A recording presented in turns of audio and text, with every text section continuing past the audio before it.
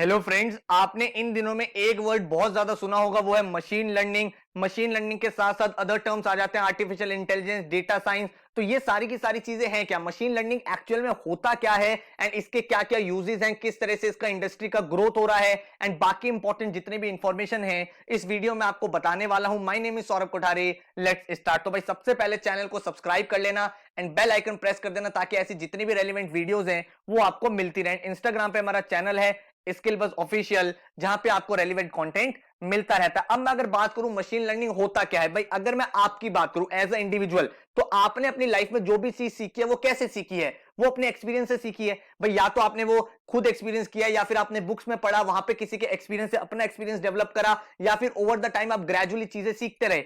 इसी तरह से मशीन लर्निंग का पर्पस यही होता है कि एक मशीन को सिखाना है, मशीन को ऑटोमेटिकली सिखाना है, एक उसको एबिलिटी देनी है कि वो ऑटोमेटिकली लर्न कर पाए एंड जो उसके एक्सपीरियंस होते जा रहे हैं उससे वो अपने आप को ग्रो करें, फ्यूचर में डायरेक्ट वो एक्शंस ले पाए। तो आप एक तरह से मशीन को लर्न करवा रहे हो कि अगर ऐसा हो तो आपको ये रिएक्ट करना है, अगर ऐसा हो तो ये रिएक्ट करना है, अगर ऐसा हो तो ये आपको रिएक्ट करना है। तो मशीन लर्निंग किस चीज पे फोकस करती है? वो फोकस करती है कि जो भी डेटा उसको फीड किया जा रहा है उस डेटा से वो लर्न कर पाए एंड अपने एंड पे भी डिसीजंस ले पाए। ठीक है, अब अगर मैं और डिटेल में बात करूं कि मशीन लर्निंग को सिखाया कैसे जाता है, मशीन लर्निंग कैसे सीखेगी और इसका यूज क्या है, तो मशीन लर्निंग करने के लिए बहुत सारी एल्गोरिथम्स यूज होती हैं, बहुत सारा स्टैटिस्टिक्स यूज होता है, बहुत सारे पैटर्न्स को दिया जाता है, मैसिव अमाउंट ऑफ डेटा होता है। मान लो एक रॉ मशीन है, रॉ मशीन को आप इस तरह समझो जैसे एक छोटा बच्चा होता है, छोटे बच्चे को कुछ भी नहीं पता है, उसको आप जितना डेटा दोगे, अगर वो इंग्लिश मीडियम स्कूल में जा रहा है या फिर वो एक क्रिमिनल बैकग्राउंड में जा रहा है, तो जो चीज उसके माइंड में फीड होगी वो उसी तरह से रिएक्ट करना स्टार्ट करेगा। जब वो बड़ा होगा तो उसकी कैरेक्टरिस्टिक मैच करेंगी जो उसने डेटा बचपन से अपने अंदर फीड करा है। सिमिलरली जो मशीन लर्निंग होता है उसमें एक रॉ मशीन है, उसके अंदर बहुत सारा डेटा फीड किया जाता है, उस डेटा को यूज किया जाता है एल्गोरिथम की हेल्प से। तो उस एल्गोरिथम में आपकी स्टैटिस्टिक यूज होती है, कंप्यूटर्स की लैंग्वेज यूज होती है, बहुत सारे एल्गोरिथम्स बनाए जाते हैं, बहुत सारे फॉर्मुलेस बनाए जाते हैं। उन फॉर्मूले का यूज क्या होता है कि अगर एक मशीन को एक पर्टिकुलर सेट ऑफ डेटा दिया जा रहा है तो उस डेटा को वो देखे, उस डेटा को वो समझे एंड उस डेटा की हेल्प से वो अपने रिकॉर्ड एंड अपना रिस्पॉन्स कर पाए। ठीक है, तो इसकी हेल्प से क्या होता है, मशीन ओवर द टाइम काफी सारे डेटा को अंडरस्टैंड करती है, जो अनवांटेड डेटा होता है उसको रिमूव करती है एंड जो डेटा उसके लिए रेलिवेंट है उससे वो सीख पाते हैं एंड फ्यूचर में वो अपने रिस्पॉन्स को देती है। इसका अगर आप लाइवली एग्जांपल देखना चाहते हो तो आज की डेट में अगर आप नेटफ्लिक्स की बात करो, आप यूट्यूब की बात करो, छोटी से लेकर बड़ी कंपनी तक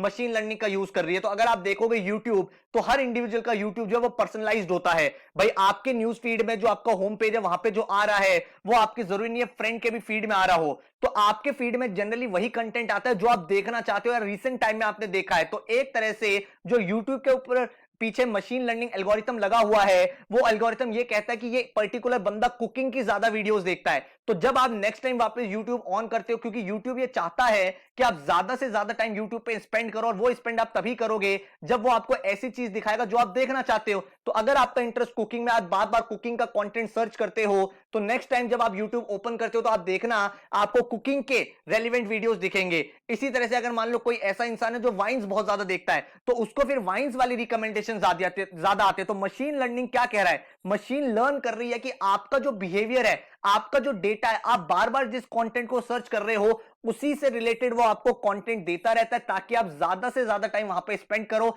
एंड कंज्यूमर जो है वो बेटर कंटेंट ले पाए। इसी तरह से यूज होता है गूगल पे भी। आप देखोगे अगर आप गूगल पे कुछ सर्च कर रहे हो तो मोर और लेस वो आपको वो वाली इंफॉर्मेशन देता है जो आप देखना चाहते हो। आप स्पॉटिफाई पे सॉन्ग्स देखते हो, तो अगर आपका एक पर्टिकुलर इंटरेस्ट है कि आपको पंजाबी सॉन्ग सुनने हैं, तो स्पॉटिफाई की रिकमेंडेशन में वही सॉन्ग्स आते हैं, क्योंकि आपकी मशीन आपके बिहेवियर को समझ के आपको रिस्पॉन्ड कर पा रही है। इसी तरह से आपके जो वॉइस असिस्टेंट होते हैं सीरी ऑफ एलेक्सा, वो भी मशीन लर्निंग का यूज करते हैं और आपको बेटर रिजल्ट्स दे पाते हो। तो अब आप समझ पा रहे हो डे टू डे लाइफ में किस तरह से मशीन लर्निंग का यूज हो रहा है। नेटफ्लिक्स क्या करता है, नेटफ्लिक्स मशीन लर्निंग का, डेटा साइंस का इसी तरह तो यूज करता है। वो ये देखता है कि कौन सा कंज्यूमर जो है वो किस तरह की वीडियोस देख रहा है, कौन सा बेस्ट डायरेक्टर है जिसकी वीडियो सबसे ज्यादा देखी जा रही है, कौन सा एक्टर है जिसकी सीरीज पॉपुलर है, कंज्यूमर को थ्रिलर देखने में ज्यादा मजा आ रहा है, कॉमेडी देखने में ज्यादा मजा आ रहा है। उस डेटा को एनालाइज करके उस मशीन लर्निंग के एल्गोरिथम से वो मशीन जो है आउटपुट देती है कि अगर आप इस तरह का कंटेंट बनाओगे तो वो मार्केट में ज्यादा चलेगा। और यही रीजन है, जब आपने नेटफ्लिक्स का एक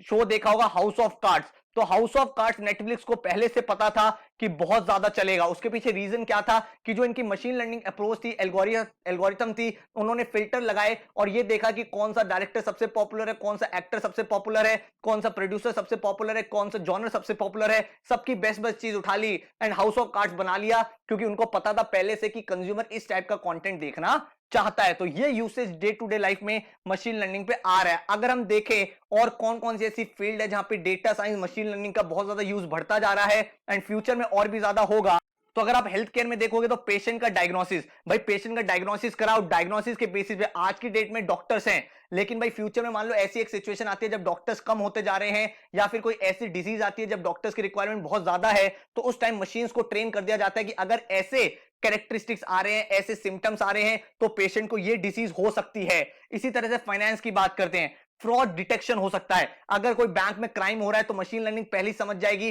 कि ऐसी जनरली अगर ऐसी चीजें हो रही है तो ये कंपैरेटिवली एक फ्रॉड है, तो उस ट्रांजैक्शन को बीच में रोक सकती है। मैन्युफैक्चरिंग में, बड़े बड़े ऑटोमोटिव सेक्टर में ये काम आता है, जब मशीन लर्निंग देखती है कि एक प्रोसेस फॉलो हो रहा है एंड एनिमली मतलब कोई अगर ऐसी प्रॉब्लम है जो एक तरह से आप बोल सकते हो डिफेक्ट है, उसको वो डिटेक्ट कर लेती है और आपकी मैन्युफैक्चरिंग प्रोसेस को वहीं पे रोक देती है। इसी तरह से रिटेल इंडस्ट्री में आप देखोगे, फ्लिपकार्ट हो गया, अमेजॉन हो गया, ये बहुत ज्यादा यूज करते हैं। फ्लिपकार्ट आपको मेजरली वो रिकमेंडेशन दिखाएगा जो प्रोडक्ट आप लेना चाहते हो, जो आप रिसेंट टाइम में आपने गूगल पे सर्च करा होगा वो अमेजॉन के आपके फीड में आने लगेगा। उसी तरह से गवर्नमेंट इसको यूज कर सकती है ताकि जो सिटीजन है उनको बेटर सर्विसेज दे पाए। ट्रांसपोर्टेशन में आप डिमांड फोरकास्ट पहले से कर सकते हो, एक साल पहले जो मशीन लर्निंग जो डेटा होगा कि एक साल पहले इस टाइम पे पर्टिकुलरली कितनी डिमांड होती है, उसके बेसिस पे आप इस साल की डिमांड को प्रेडिक्ट कर सकते हो। देन नेटवर्क्स हो गया, ई कॉमर्स हो गया, एजुकेशन में आप काफी सारे इनसाइट्स दे सकते हो, कैसी जॉब अपॉर्चुनिटीज आ रही हैं, जो पीछे का डेटा है, जो एजुकेशन है, कहां पे चेंजेस की जरूरत है, मीडिया में क्या क्या चीजें हो सकती है। तो मशीन लर्निंग का यूज आने वाले टाइम में हर छोटी से लेकर बड़ी कंपनी तक होगा, क्योंकि भाई इसकी हेल्प से आप बेटर डिसीजन अपने कंज्यूमर के लिए ले सकते हो एंड कंज्यूमर को वो चीज प्रोड्यूस कर सकते हो जो वो बाय करना चाहता है।